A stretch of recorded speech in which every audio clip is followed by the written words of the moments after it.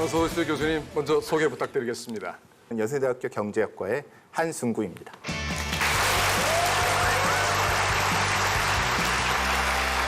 우리 교수님은 그 많은 학문 중에서 어쩌다가 경제학을 전공을 하시게 되셨습니까? 심오한 질문이셔서 예, 돈을 좋아해서 그렇지 않았을까요? 예. 역시 경제학을 전공하시는 분들께 말씀하시는군요. 제가 조사한 바로는 우리 한 교수님은 경제학자이시면서 게임 이론의 권위자로 유명하세요. 예, 게임 이론 쪽의 전공입니다. 그러니까 그럼 경제학적 게임 이론이라는 게 어떤 겁니까? 일반적으로 경제학 그러면 수요 공급은 들어보셨죠? 예, 수요 공급. 어떻게 보면 시장에 가서 사과를 살 때 사과를 파시는 분도 있고 사시는 분도 있고 이제 이게 수요 공급입니다. 근데 그런 상황이 아니고 우리 김상중 선생님하고 저하고 배를 타고 가다가 표류를 해서 예. 어떤 무인도에 다다랐는데 거기 사과나무 한 그루가 서 있는 거예요. 네. 평소에 제가 시장에 사과 사 먹는다고 우리 김상중 선생님이 기분이 나빠지시거나 이러시지는 않으시겠죠. 서울에서. 예. 기분 나쁠 게 뭐가 근데 있어요? 제가 그 무인도에서 네. 둘이 살고 있는데 사과를 막 아침에 3개씩 따먹고 이러면 기분이 어떠시겠습니까? 뭐 이런 예, 황당한 그렇죠. 사람이 어쩌죠. 있나. 네, 예, 예. 어쩌죠. 이게 사과 한 그루인데 이거 갖고 우리가 버텨야 되는데 이제 이런 상황이 게임 상황입니다. 네. 그래서 한정된 자원을 갖고 몇몇 사람이 경쟁을 하는데 예. 한쪽 사람이 하는 행동이 다른 사람에게 많이 영향을 주는 것. 이런 상황을 저희가 분석을 하는 것이 게임입니다. 본격적인 강연에 앞서서 준비한 코너가 있습니다. 중년 탐정 김상중의 진실 혹은 거짓입니다. 우리 한 교수님 연세대학교에서 강의를 하고 계시지만 하버드 대학교에서 공부를 하셨어요. 맞습니까? 예, 맞습니다. 이건 진실이군요. 그러면은 첫 번째 질문입니다. 사진 보여주시겠습니까?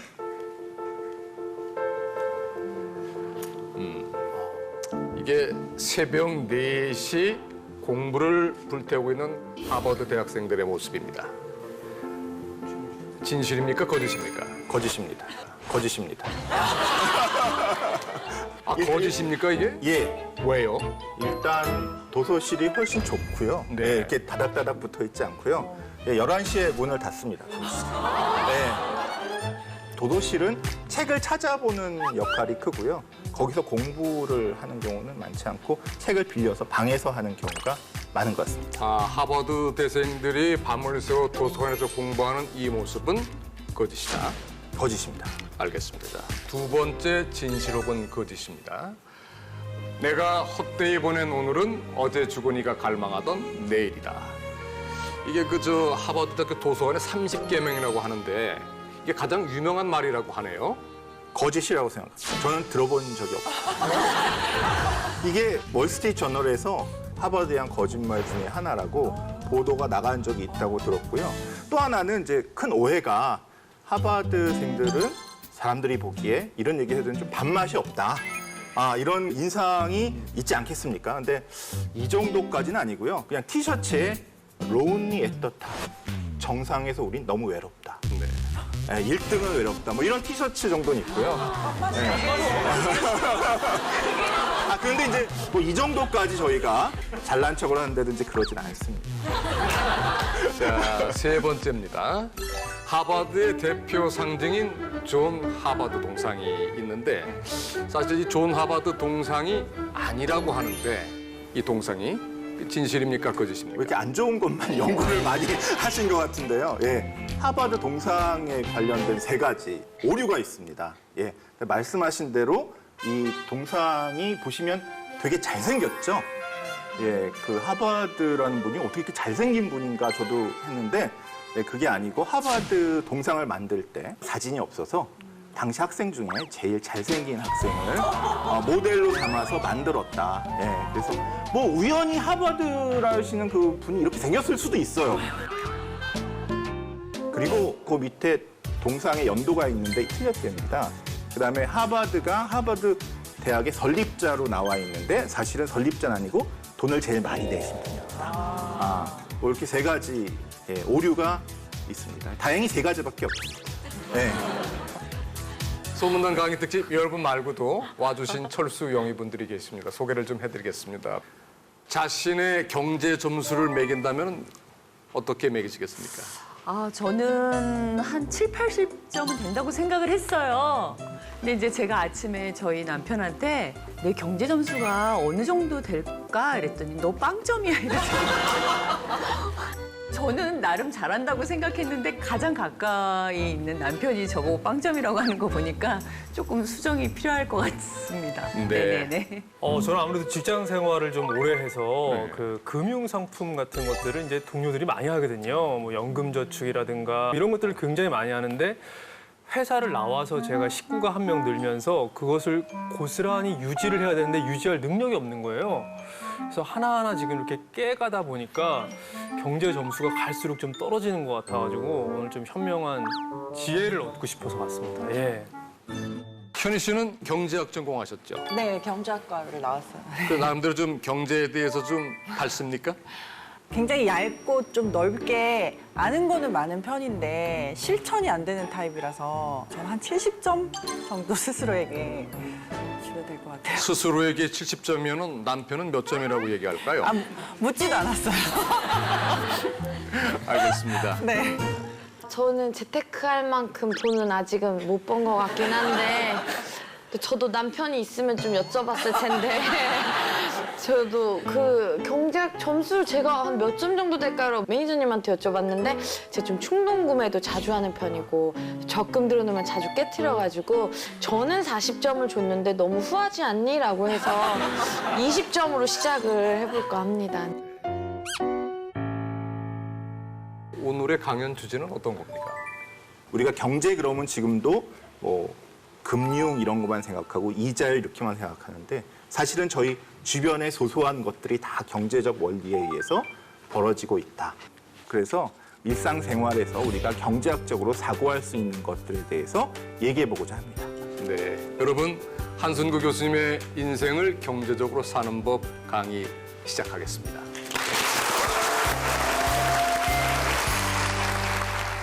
본인의 네. 목숨이 돈의 가치로 따지면 얼마라고 생각하세요? 그걸 꼭 가치로 금액으로 네, 금액으로 말씀하셔야 됩니다. 말씀해주세요. 한 1조 정도 되지 않을까요? 1조요. 네, 그래도 1조라는 가치는 정하신 거네요.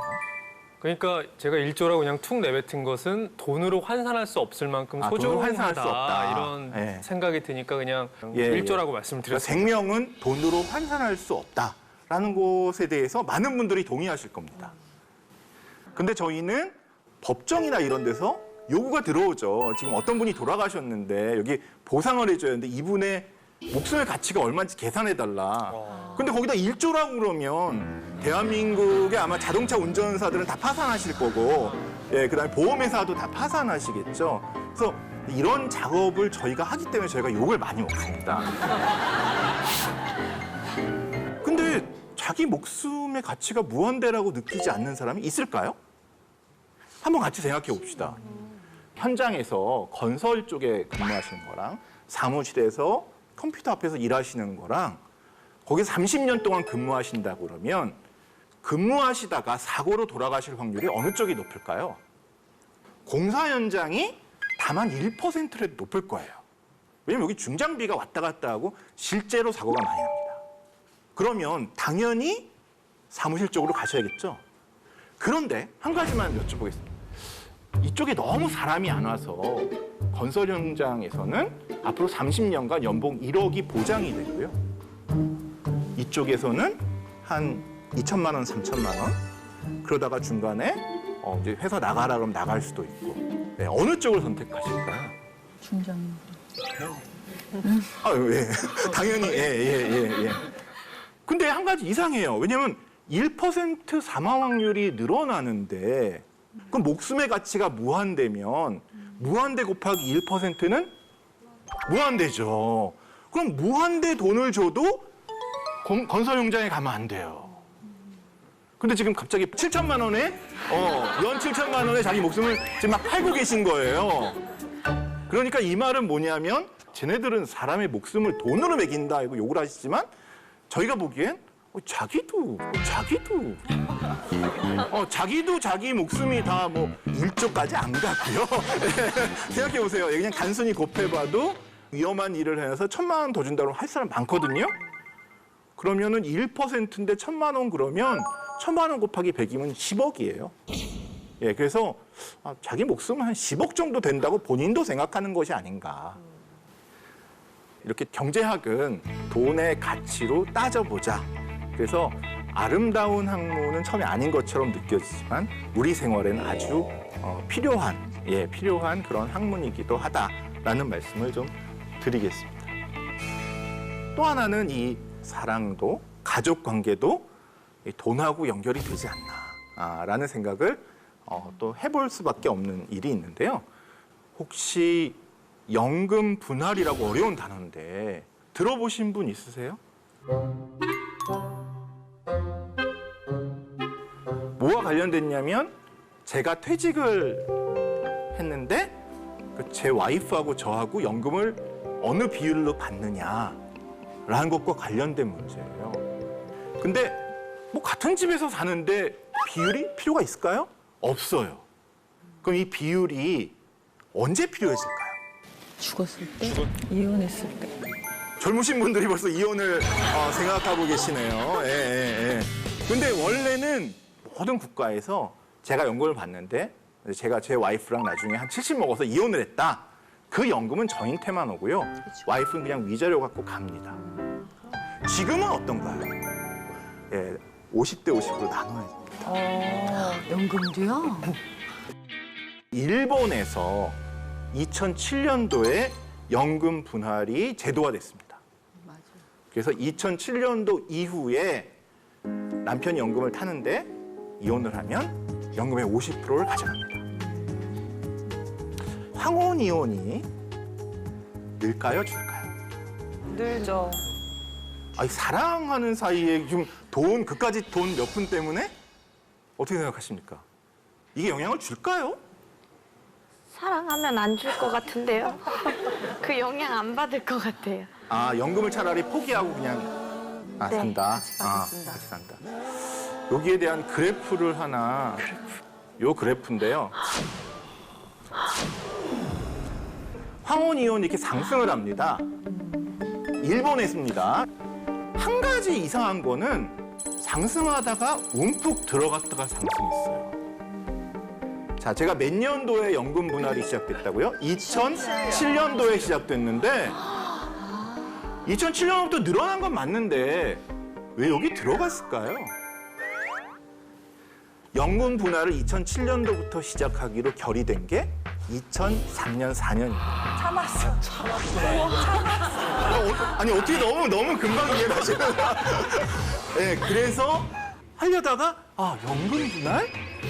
지금 2005년도인데 내가 이 사람하고 30년을 참고 살았는데 2년만 더 참으면 매달 받는 거예요. 내가 2년을 진짜 이 악다물고 참아보자 라고 하지 않았을까? 했죠. 네, 그래서 저는 이게 황혼이혼이 는 거보다 실시되기 2, 3년 전부터 이혼이 줄었다는 것이 상당히 충격적이고, 제가 그때 일본에서 방송을 봤는데요. 길 가는 그 중년 아저씨들한테 연금 분할 제도라고 들어보셨어요? 그랬더니 아니요. 2007년부터 실시하는데요. 그렇게 됐어요? 근데 할머니한테 물어보면 알고 있습니다. 네, 그렇게 말씀들 하시더라고요. 네, 그래서 이 경제 문제가 우리가 이제 드러내놓고 얘기하고 싶진 않지만 정말 우리 가족 생활이나 일상의 저변에 많은 것들에 영향을 주고 있다. 저는 이렇게 생각을 합니다. 그러면은 여자는 그 연금 분할하고 상관이 없나요? 여자도 이제 여자 경제적으로 선생님들도 지금 큰일 나셨다고 생각이 됩니다. 네. 단순히 이제 옛날에 남자들이 더 많이 일을 했다는 것 때문이죠. 그런 걸 단점으로. 뭐 남자만 가르고 여자는 안 가르고 그렇게 제도를 만들진 않겠죠. 그러니까. 오히려 걱정이 되시는 것 같은데. 아니 그런 건 아니 전혀 예, 그런 건 예, 없는데 예, 이제 여자 입장에서 제가 이제 생각해 봤을 때 예. 요새는 여자들도 능력을 많이 갖고 있으니까 그쵸, 맞습니다. 이제 여자 입장에서 한번 맞습니다. 대변해 보는 예, 거죠. 맞습니다. 네네네. 저는 그래서- 전혀 이거와 더불어서 너무 이혼 얘기를 많이 하는데 제 결혼 생활의 목표가 이제 이혼 안 당하는 거기 때문에 그래서 저는 재산을 많이 모으지 않습니다. 재산을 많이 모아놓으면 와이프가 어떻게 생각해요? 저 반이 내 거구나. 라고 생각을 하죠. 저축 상품 깨셔도 괜찮아요. 예. 그래서 재산이 많으면 유혹을 당할 수가 있어요. 예, 근데 어떤 경우 와이프가 이제 이게 안 되겠다. 난 이 남자랑 살아야겠다. 어떤 경우 그렇게 생각할까요? 탈탈 털어도 돈이 없어. 근데 남편이 매년 꼬박꼬박 돈은 벌어와. 황금알을 낳는 거위니까 거위를 버릴 순 없잖아요. 네. 그래서 택한 직업이 교수입니다. 네, 저희는 큰 돈은 못 버는데 65세 정년퇴직까지 돈이 꼬박꼬박 들어오죠. 물론 연금 분할이 도입돼서 제 계획에 큰 차질이 생기긴 했지만 부수적인 효과가 뭡니까? 거위를 위하게 됩니다. 네, 거위가 스트레스 받고 그러면 알을 안 낳을 수도 있어요. 그래서 근데 혹시 제가 지금 갑자기 걱정했는데 이 강연을 듣고 결혼할 마음이 없어지시거나 그러면 안 되고요. 좋은 겁니다, 결혼은. 예, 그러니까. 예. 원래 너무 결혼하고 싶었는데 진짜 조금 바뀌고 있는 것 같아요. 남편이 저를 황금알로 거위로 생각하면 없잖아. 예. 황금 알을 낳는 거위도 할만합니다. 예. 예, 할만합니다. 예.